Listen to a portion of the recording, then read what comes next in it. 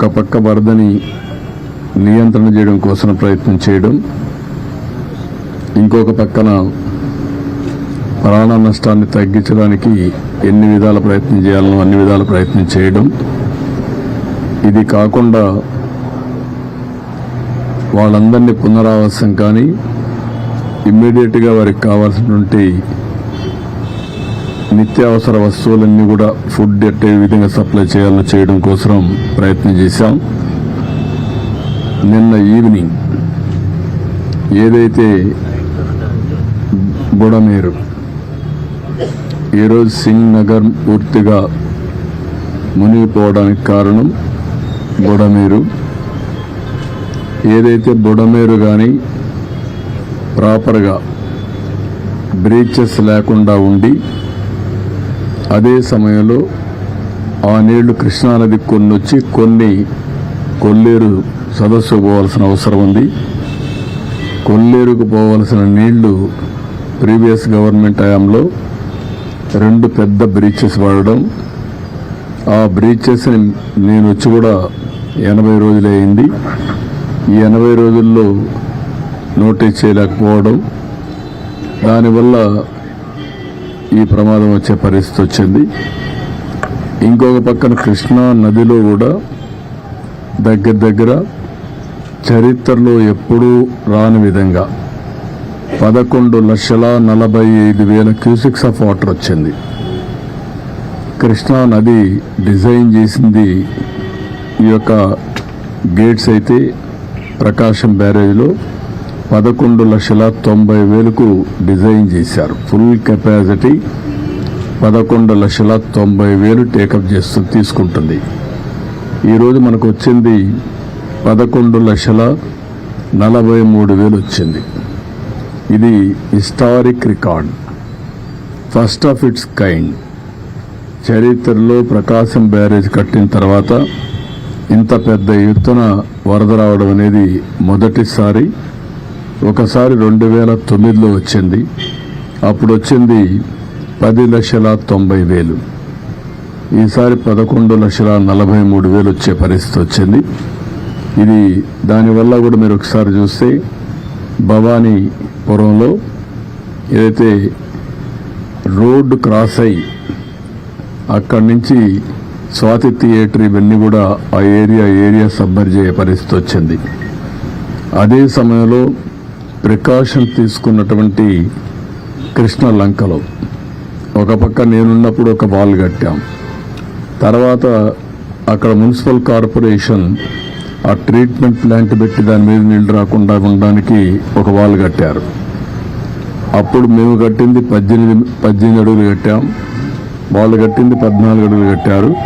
దాని పక్కన కొత్త గవర్నమెంట్ వచ్చినాక కట్టారు. ఏదైతే 14 అడుగులు కట్టారో ఆ 14 అడుగులు పొంగి కృష్ణా నుంచి నీళ్లన్నీ కూడా కృష్ణ లంకలకు వచ్చే పరిస్థితికి వచ్చాయి.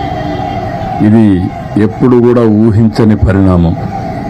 ఇంకొక పక్కన ఏదైతే ఈరోజు భవానీపురంలో స్వాతి థియేటర్ ద్వారా వచ్చే నీళ్లన్నీ మళ్ళీ ఆ నీళ్లను కూడా వ్యాంబే కాలనీకి ఇవన్నీ వచ్చేసి మొత్తం కలిసిపోయే పరిస్థితి వచ్చింది. ఇది ఏ విధంగా హ్యాండిల్ చేయాలనో అన్ని విధాల ప్రయత్నం చేశాం. కానీ ఈరోజు ఏదైతే వాటర్ రిసీడ్ అయిన తర్వాత కృష్ణా నుంచి అక్కడ భవానీపురంకి వచ్చే నీళ్లు తగ్గాయి, ఓవర్ఫ్లో తగ్గింది, అది కంట్రోల్ అయింది. కృష్ణా లంకలో కూడా కంట్రోల్ అయ్యే పరిస్థితి వచ్చింది. అయితే ఇంకా ఏదైతే ఇక్కడ ఉండే మనం సింగ్ నగర్లో ఉండే ఇది మాత్రం ఇంకా నీళ్లున్నాయి. ఒక 1.5 అడుగులు తగ్గాయి. ముందు కంటే నిన్నటి కంటే కూడా అక్కడ కూడా కొద్దిగా తగ్గాయి. అయితే నిన్న సాయంత్రం నుంచి అన్ని విధాల ప్రయత్నం చేశాం.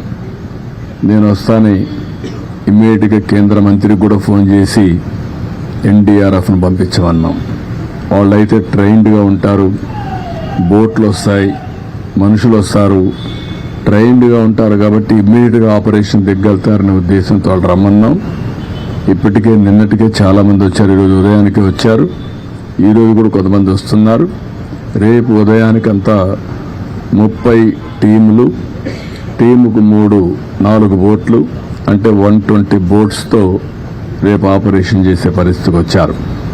వీళ్ళు కాకుండా మన దగ్గర ఉండే ఫిషరీస్ డెవలప్మెంట్ కార్పొరేషన్లో ఉండే బోట్లు తీసుకున్నాం. అవి కూడా ఒక 30-40 బోట్ల పైన 40-50 దాకా తీసుకున్నాం. అవి కూడా ఆపరేషన్కి పెట్టాం. ఈరోజు ఇవన్నీ చేసి చాలా వరకు కొంతవరకు రీచ్ అయ్యాం. ఇంకా చివరి ప్రాంతాల్లో రీచ్ కాలేకపోయాం. నాకు కూడా చాలా బాధ ఉంది. ఎందుకంటే ఎన్ని ప్రయత్నాలు చేసినా, ఎంత పుష్ చేసినా, అధికార యంత్రాంగాన్ని ఎంత మేమందరం కలిసి వర్కౌట్ చేసినా లాస్ట్ మైల్లో మేము ఫుడ్ సప్లై చేయలేకపోయాం. దానికి కారణం వచ్చిందంతా కూడా బిగినింగ్లో ఉండే వాళ్ళల్లో ఎమోషన్ రావడం, వాళ్ళకు కూడా అవసరం రావడం, అక్కడి నుంచి ఎక్కడికక్కడ వాళ్ళు ఫైట్ చేసి తీసుకునే పరిస్థితి రావడం, లాస్ట్ మైల్కి రీచ్ కాలేకపోవడం. ఎవరు పోయినా బిగినింగ్లో ఈ పక్క చేసుకుంటూ ఇటే రావడం జరిగింది.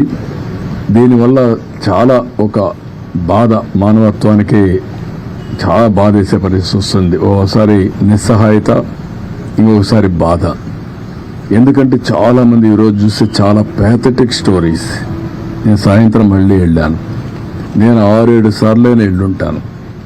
నేను సకల విధాల ప్రయత్నం చేస్తున్నా. ఎట్టి పరిస్థితుల్లో లాస్ట్ మైల్కి ఇవ్వాలని నా యొక్క ప్రగాఢమైనటువంటి ఆకాంక్ష. ఎట్టి పరిస్థితులు చేయాలని దృఢ సంకల్పం. కానీ ఎన్ని చేసినా చేయలేకపోతే ఈరోజు నేను చూస్తే ఒకసారి చాలా బాధేస్తుంది. ఒక అతను 1 సంవత్సరం అబ్బాయి తీసుకొని వచ్చాడు. తీసుకొని వచ్చి ఏడుస్తున్న దగ్గరికి వచ్చి, నా భార్య వదిలేసి వచ్చాను ఈ పిల్లవాడి కోసం, వీడిని బతికించుకోవడం కోసం నేను భార్యను కూడా వదిలిపెట్టి ఇక్కడ వచ్చాను, పలానా ఇంట్లో ఉంది, నా భార్యను తీసుకురండి అని చెప్పి ఏడ్చే పరిస్థితికి వచ్చాడు. ఒక